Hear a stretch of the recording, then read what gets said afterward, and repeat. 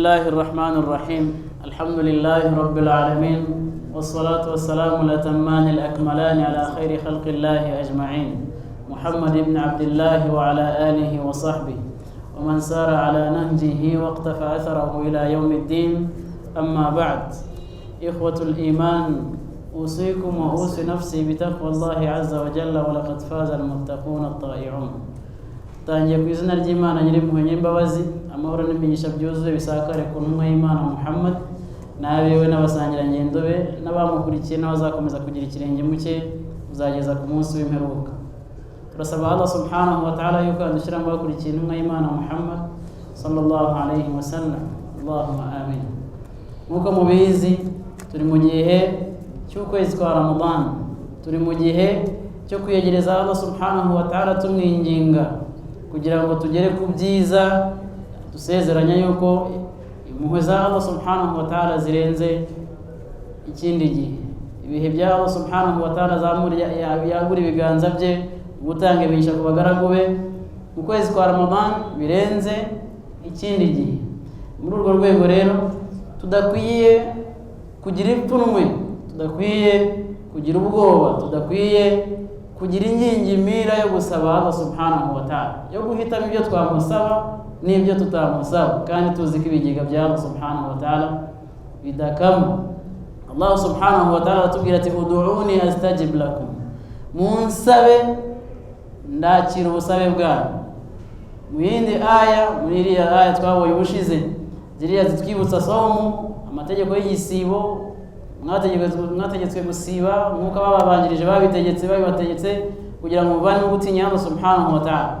Ni iminsi mikeya muri muzaba arwaye cyangwa ari ku rugendo, azishyure mu yindi minsi cyangwa se mu bindi bintu.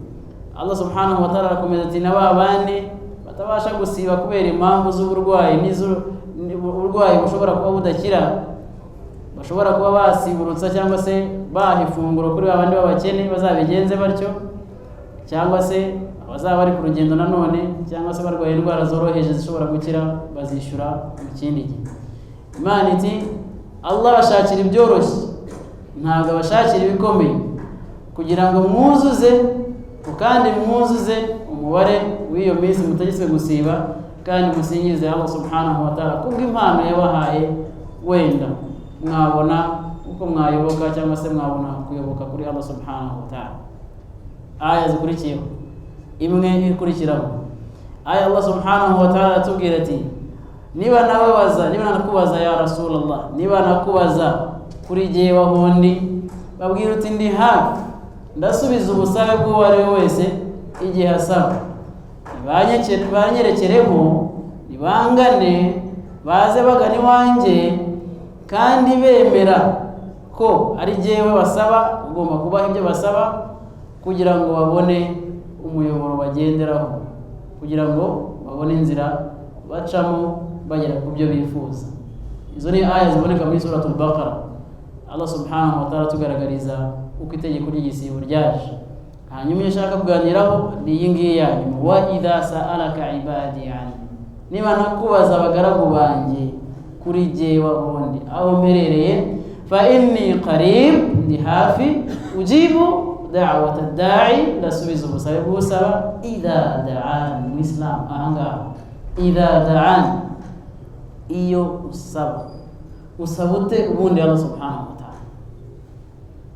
Iyo ugena ubusabe ubigenza ute ubundi usaba nyagasani wawe? Impano y'Islam Allah yaduhaye ni impano Allah ahitira mu bagaragu be bakaba abayisilamu. Ntabwo wamenya neza y'Ubuislamu utarigeze kuba mu kindi gice kitari Ubuislamu. Nyuma yo kuba Umuislamu nibwo umenya impano y'Ubuislamu. Abayisilamu iduwa ni ukuri, iduwa irafasha, iduwa ihindura qadar, iduwa ihindura igeno ry'Imana yari yarakugeneye ku busabe bwawe. Allah yabwakira igeno rigahinduka rikaba ibindi mu byo wifuza, mu byiza Allah subhanahu wa ta'ala gushakira. Ariko se tubigenza dute? Dusaba dute? Rijyanye mu buhe buryo? Mu zihe nzira? Tubinyujije he? Allah ati falyastajibu li, niberekere iwanjye, bimana umutima n'ubwenge n'umubiri byose biri kwande, biri kwa Allah subhanahu wa ta'ala.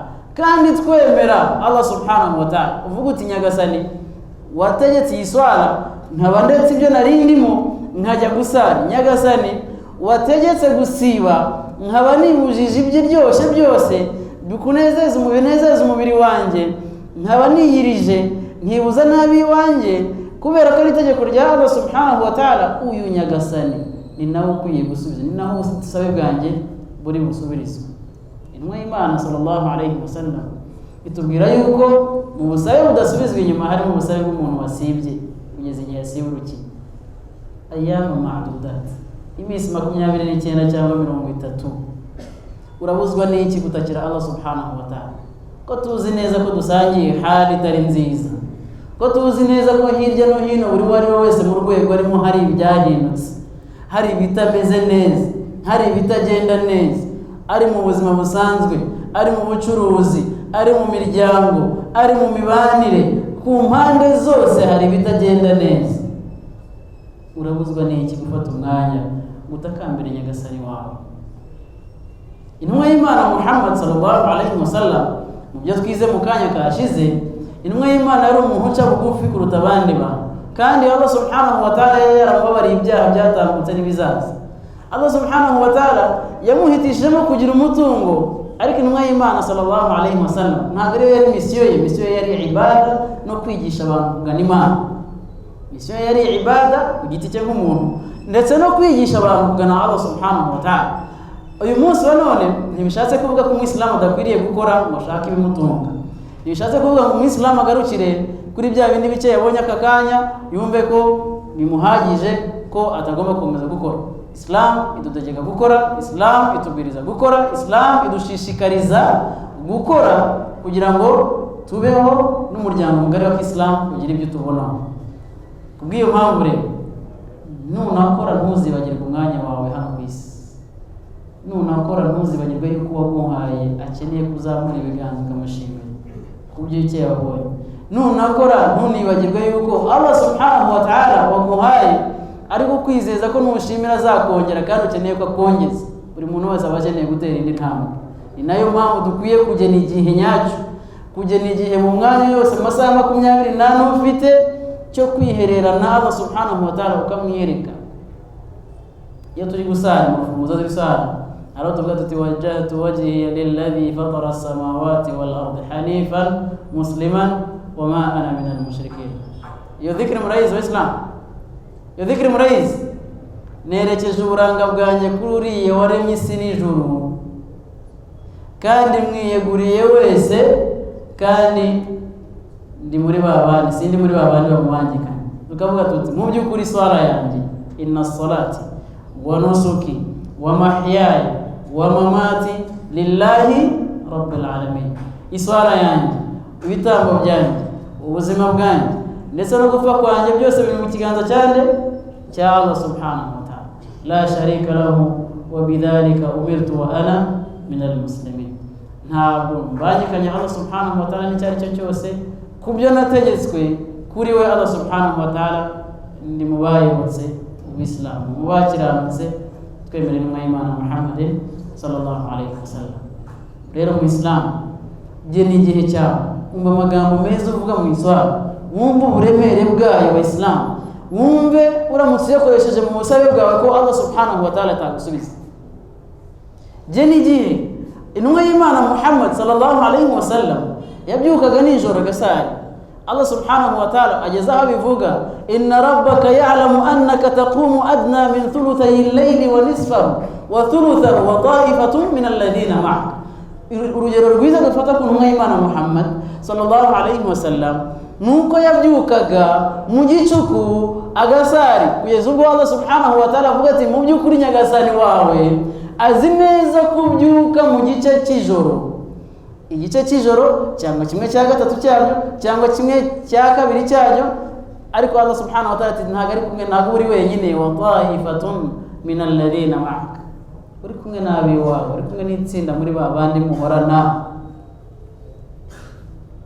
uko niko dukwiriye gusaba Allah subhanahu wa ta'ala. Byutse umwana, byutse umugore, dutakambira Allah subhanahu wa ta'ala duhindurira hali, kuko niwe ufite ubushobozi bwo guhindura hali, muri kuva hano kujya hano, kuva mu rwego kuzamuka urundi, kudukuriraho imbogamizi zitubangamiye. Twese turabizi ko dufite ibitubangamiye, twese turabizi mu mutima no mu bwenge yuko hali buri wese afite hali arimo yifuza kuvamo akajya mu yindi nziza kurutaho. Ariko turabikora dute? Allah arabidukuriraho ashingiye kuki? Akwiriye gushingira kuri ya ibada yawe wakoze iruta izindi, akwiriye gushingira kuri bya bikorwa ukora biruta ibindi bimushimisha, akwiriye gushingira kuba uri umunyantege nkeya wamwiyeretse.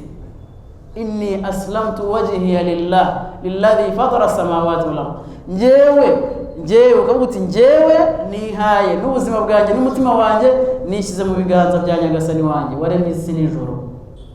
Ukavuga uti Mana, hari ibyo nziho n'ibyo ntiyiziho, hari ibyo uziho ntiyiziho, hari ibyo wampaye ndagushimira ku byo wampaye, ndagushimira ku byo utampaye kandi warabisezeranyije Mana. Ariko nanone ndagusaba, as'aluka min fadlika al-azim, ndagusaba ku byiza byawe bihambaye.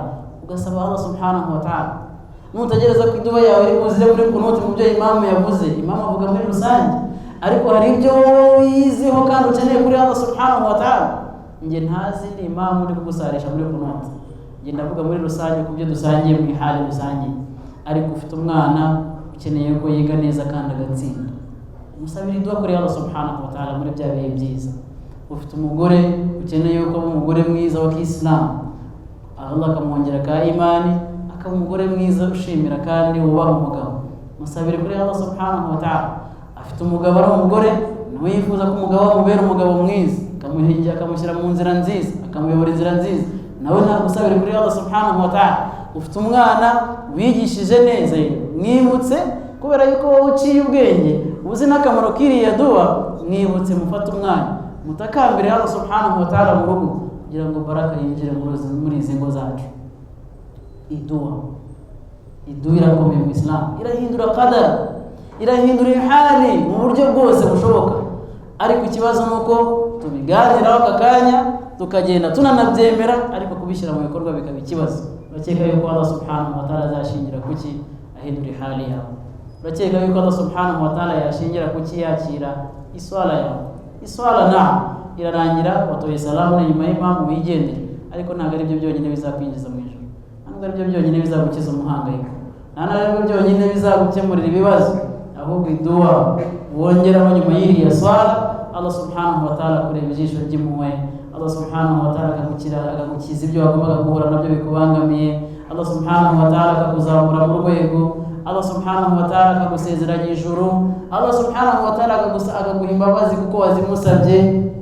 Qur'an iti falyastajibu li, nitwerekere kwa Allah subhanahu wa ta'ala, niberekere iwanjye ubone Allah subhanahu wa ta'ala. Waliyuminu bi, kandi bemera neza yuko ibyo basaba ari jyewe ubibaha. La'allahum yarshudun, kugira ngo babone uko bayoboka cyangwa se tubayobore mu nzira nyayo. Kubw'ibyo rero mu Islam wasari ahanga wizinga amaboko ngo birangirire mu iswala gusa, la, fata umwanya nyuma y'iswala ukore adhkar, usingiza Imana, usaba Imana, wambaze Allah subhanahu wa ta'ala, umubwire uti Mana, kubyo wamaye byose kuri wowe ndacyari umukene kandi ibiginga byawe ntibikama, ndagusaba mu byo wasezeranyije ummati Muhammad sallallahu alayhi wa sallam mu byiza nanjye ubime nk'uko wabidusezeranyije, kandi umpe kunyurwa n'ibyo wangeneye, kandi umpe n'inzira ngomba kugendamo nziza itari muri ya yindi kurakaza mu byo wampaye mu nema zawe n'ibindi nk'ibyo. Muri ubwo gusaba twese turi abakene. Allah subhanahu wa ta'ala ati ya ayyuhalladhina amanu, yemwe bemeye Imana subhanahu wa ta'ala, mwese muri abakene, antumul fuqara ila Allah, mwese muri abakene kwa Allah subhanahu wa ta'ala, wallahu al-ghani, kandi Allah subhanahu wa ta'ala ni mukungu wenyine. Niba turi abakene rero kuri Allah subhanahu wa ta'ala, turabuzwa n'iki gusaba Allah mu bigega bye bidakama, kuko ari utanga ihali, akaba ari wahaye uriya agahanuriye, akaba ari ufite ubushobozi bwo guhereza uriya no kwimuriya, akaba ari ufite ubushobozi bwo kwambura uriya ibyo yari afite no guhuriya ibyo atari afite. Turabuzwa n'iki kwerekera kwa Allah subhanahu wa ta'ala, ko tubwira ati falyastajibu li, nimwerekere iwanjye wal yu'minu bikandi mwemera twemera Allah subhanahu wa ta'ala tuzi neza yuko kuri we ariho herezo rya twese tuzi neza kuri we wari utanga amafunguro ku bagaragu tuzi neza nanone kuri we ko ari we ukwiriye kwicuzwaho akakira n'ubusabe bw'abicuza wa huwa alladhi yaqbalu tawbata an ibadihi wa ya'fu 'ani sayyi'ati wa ya'lamu ma taf'alun Allah subhanahu wa ta'ala niwe wakira tawba y'umugaragu we turi mu gihe cya Ramadan igihe cyo kwicuza amakosa tumaze mu mwaka yose turi mu gihe cyo gusaba imbabazi Allah subhanahu wa ta'ala aho twacitse intege nawe Allah subhanahu wa ta'ala avuga ati wa huwa alladhi yaqbalu tawbata an ibadihi niwe wakira kwicuza kw'abagaragu be wa ya'fu 'ani sayyi'at akanahanagura ibikorwa byabo bibi mu byaha bakoze wa ya'lamu ma taf'alun akabazi neza nanone n'ibikorwa byanyu ko mukora Allah subhanahu wa ta'ala inna Allah la yakhfa 'alayhi fi shay fi al-ardi wala fi as-sama' wa Allah subhanahu wa ta'ala nta kimwihisha nta n'ikimusora mu byo dukora Allah aratuzi twese ibyo dukora n'ibyo tugambiriye gukora byose Allah subhanahu wa ta'ala arabizi ariko nk'abanyantege nke n'ibiremo bya Allah subhanahu wa ta'ala duce bugufi twereke Allah subhanahu wa ta'ala ko twaciye bugufi niturangira turambura ibiganza byacu kwa Allah tumusabe wenye ibigega bidakama kugira ngo somo yacu ayakire niwe wenyine bifitiye ubushobozi kuko niwe uzi wasibye by'ukuri n'utasibye by'ukuri niwe uzi wasibye akabona thawabu zuzuye n'utabonye thawabu zuzuye byose bigendana n'ibikorwa byacu uwakoze neza kuruta abandi niwe utunganya thawabu ye nani somo ye kuruta abandi wagize intege nkeya thawabu ze mu isibo ziraba nkeya hari n'abandi somo yabo itakirwa byose bijyanye nuko bagiye barengera amabwiriza agenga somo ubu Allah subhanahu wa ta'ala rero ni nawe wakira ubwo busabe kubera yuko dusezeranye ku rurimi rw'Imana Muhammad sallallahu alaihi wasallam yuko ubusabe bw'uwasibye bwakirwa nta paziya tubifatire mu mwanya dusubize ubwenge bwacu ku gihe turebe neza duhe igisibo cyacu agaciro niturangiza kandi tumenye neza yuko icyo gihe Allah yaduhaye kuba yakakira ubusabe bwacu twiyirije azanakitubaza icyo twagikojeje tureke kuba muri babandi baterera iyo babandi batiyitaho utiyitaho ubusabe Nyagasani wawe nta uzakwibuka yibutse we wenyine gusaba Nyagasani wawe ibyo utunze byose bishimire Allah subhanahu wa ta'ala ibyo watakaje byose nanone ushimire Allah subhanahu wa ta'ala hanyuma usabe Allah subhanahu wa ta'ala ko yakongera akanashyira imigisha mu byo utunze hari igihe abantu baba batunze byinshi ariko bitarimo baraka hari igihe abantu babona byinshi bagakora bakabona inyungu z'ibyo bakora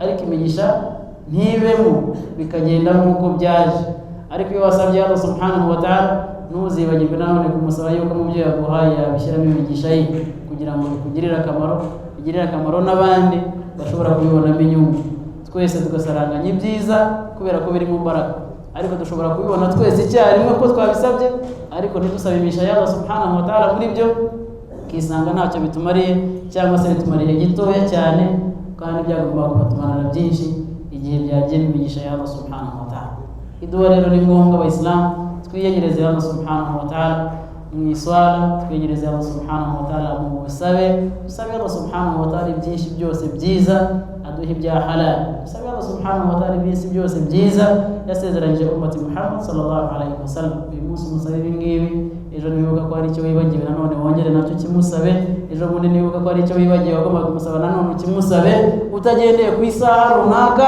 cyangwa ahantu runaka aho waba uri hose wasaba Allah kandi akakumva mu rurimi urwo ari rwo rwose kandi akakumva si ngombwa ko waba uri mu iswara kubera ko utazi icyarabu kandi iswara iri mu cyarabu ukavuga uti ntabwo nasoma mu kinyarwanda kandi iswara iri mu cyarabu yego ariko nyuma y'iswara Allah subhanahu wa ta'ala nabwo yakira ubusabe nyuma y'iswara Allah subhanahu wa ta'ala yakira ubusabe ninjoro uri gusari ugasaba Allah subhanahu wa ta'ala mu rurimi wumva urangije iswara umaze gutora salamu ugasaba Allah subhanahu wa ta'ala mu rurimi wumva Allah subhanahu wa ta'ala yakira ubusabe bwawe umwana wawe wabyaye kumusabira ubusabe Allah subhanahu wa ta'ala bwakira vuba nta paziya umuvandimwe wawe ugusabiye Allah subhanahu wa ta'ala yakira ubusabe nta paziya kandi akabisubiza nta paziya nta n'ikindi yitayeho kandi n'ugusabiye nawe akamuha nk'ibyo agusabiye sabe Allah subhanahu wa ta'ala yakira ubusabe bwacu yakira igisibo cyacu yakira ibihagararo byacu yakira ugutakamba kwacu atubabarira amakosa yacu atwongerera imbaraga zo gukora ibyiza, abishyire ku munzani wacu y'ibyiza, aturinde shaytan, aturinde no gukora ibikorwa bibi bimurakaza, aduhe igihagararo mu idini ryacu, anatuvana ku isi tuzabe ku isi muri babandi bafite igihagararo, babandi bakoze kubera la ilaha illallah muhammadur rasulullah, babandi bazazuka bari munsi ya babandi bakoze la ilaha illallah muhammadur rasulullah. Allah subhanahu wa ta'ala zatuzure mu itsinda ry'intumwa y'Imana Muhammad sallallahu alaihi wasallam, turi muri babandi bafite intsinzi bazakira ibarura ryabo mu kuboko kw'iburyo. Allah subhanahu wa ta'ala zadushyire muri babandi bazahaje ijuru risumba yandi, ijuru rya Firdaus, kandi Allah subhanahu wa ta'ala zatwereka uburanga bwe butagatifu yasezeranyije abemeramana. سبحانك اللهم وبحمدك نشهد أن لا إله إلا أنت نستغفرك ونتوب إليك والسلام عليكم ورحمة الله وبركاته.